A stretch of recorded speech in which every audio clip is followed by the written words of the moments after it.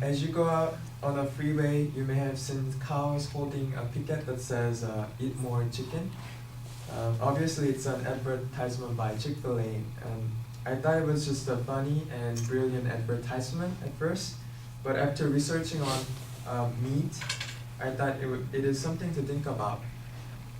The reason that I got into this research in the first place was because of my people around me. So my parents and my friends and even my wife told me that eating red meat could cause disease such as a cancer. So at first time I didn't believe that. No, I didn't want to believe that because people on earth, including myself, we enjoy eating meat in daily basis, and eating meat such as steaks, pork chops, and baby back ribs, you name it. It's just I just love to eat them, and so I'm not here to say that you shouldn't eat red meat anymore, but with the information that I obtained from research, I strongly suggest you to be more aware of eating certain meats such as processed red meat. So the three main points of my claim today is first, the risk of eating red meat, and second, I want to talk about the solution, how to choose red meat and how to choose natural and healthy red meat, and lastly, how to cook them safely so we can eat them without any possibility of getting disease. So let's begin with the problems that may cause from eating red meat. So there's a argument. A study from Harvard School of Public Health found that there is an association between red meat consumption and shortened lifespan. But it doesn't really specify why eating red meat, certain parts of red meat cause the cancer. So I try to find more specified cause and effect study. So according to a study published in scientific journal Nature Medicine, carnitine is a compound found in red meat which can cause atherosclerosis, which is the hardening of blood vessel and clogging of arteries. And also you may have chance to eat contaminated red meat. The red meat additive, which called pink slime, is what the meat industry call LFTB, which stands for lean finely textured beef. It is made by fatty bits of leftover meat that is heated and spun to remove the fat and then treated with ammonia gas to kill bacteria. The Dr. Schmidt says, professor at the Department of Microbiology and Immunology at USC, he says that the ammonia treatment may allow pathogens, which is the bacteria, into the food supply, and the bacteria could spread into the kitchen while preparation, which can be really risky. In addition, we love to eat filet mignon. It's really expensive and you can find it anywhere in the stores. It may be glued together using substance called transglutaminase. It's an enzyme that harvested from animal blood and produced through fermentation of bacteria. And it's on the USDA's GRAS list, which stands for generally recognized as safe, but it has a high risk of contamination. And furthermore, eating red meat can also cause diseases such as type 2 diabetes and Alzheimer's disease and colorectal cancer and hormone-sensitive breast cancer. Now that I talked about the problems of eating red meat, but now I want to share with you how to choose healthy, natural red meat. First thing first, when choosing meat, try to avoid any processed red meat. Processed red meat means all meat that has been smoked or salted, cured, dried, or canned, such as sausages, hot dogs, salami, bacon, and ham. According to Dr. Larry Santora, processed meat is worse for cardiovascular diseases. And another thing to consider is choosing organic meat. Organic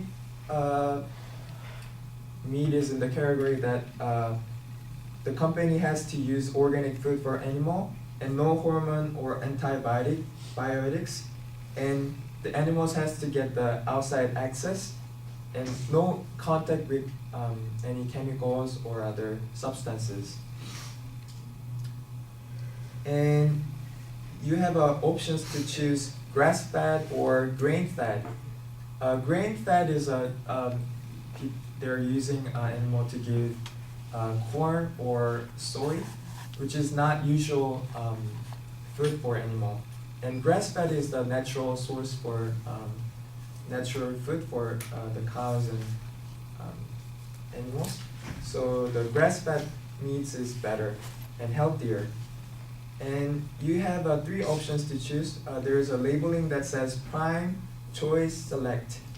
The prime is the most expensive, and it has a marbling, so it's really tastes good. But it has a saturated fat, which can cause other diseases that I mentioned before. And so you can either choose choice or select. Select meat has a leanest meat.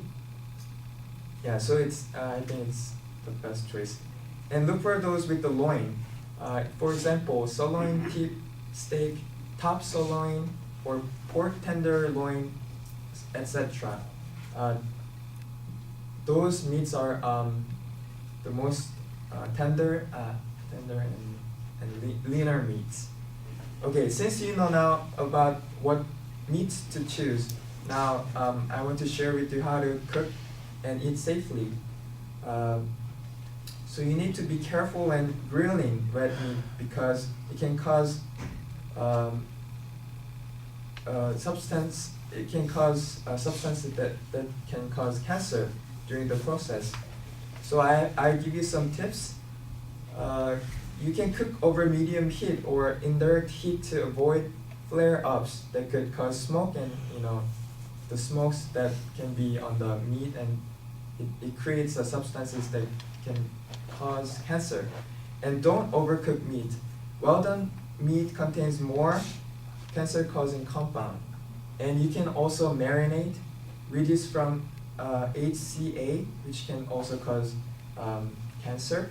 And you can try to turn the meat more frequently, so it doesn't burn as much. And you can also try kebab style of cooking, so you can mix with the fruit and vegetables.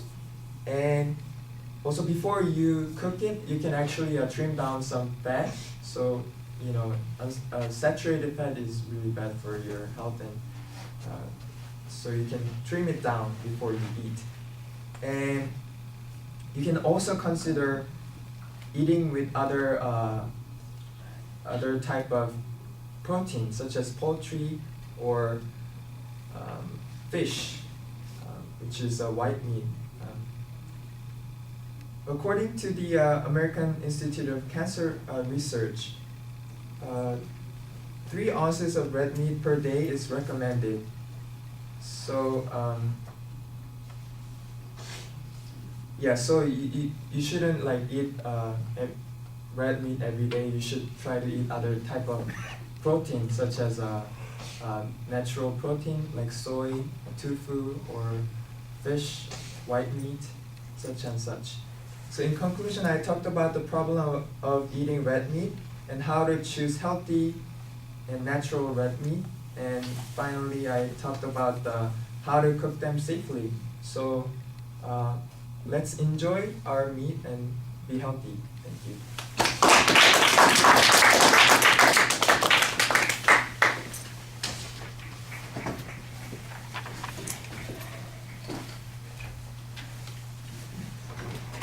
Zach, what did you think? I like the Chick-fil-A reference, having previously worked there. I thought that was pretty cool.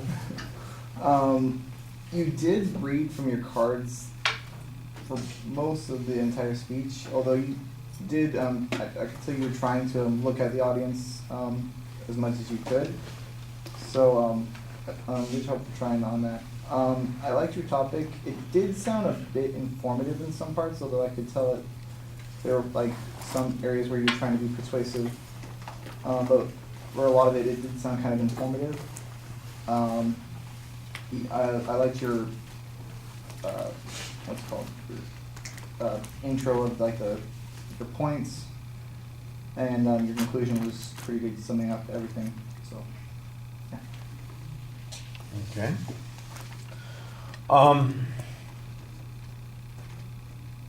Yeah, I like the reference to the advertisement at the beginning. I thought that was a fun attention device. You transitioned pretty clearly to the purpose of the speech. You have an excellent structure that you set up in the preview at the beginning of the presentation. I made the same kind of comment that Zach just made as I was listening to the preview. It sounded like the last two parts are going to be very informative in nature, and I know your solution is, it's a solution to a problem, but some of it sounds like it's going to be a how-to kind of presentation, which would fit more into the informative category. Excellent signposts on the internal structure of the speech, and I thought your transitions were relatively smooth. Sometimes they could be more graceful or clever, but they were very clear and easy to follow, and I appreciated that. On the first point, you started developing information about why one type of meats was more dangerous. I'm not exactly sure that the follow-through on that was as complete, because it sounded like you switched from it being a cancer risk to it being about heart disease.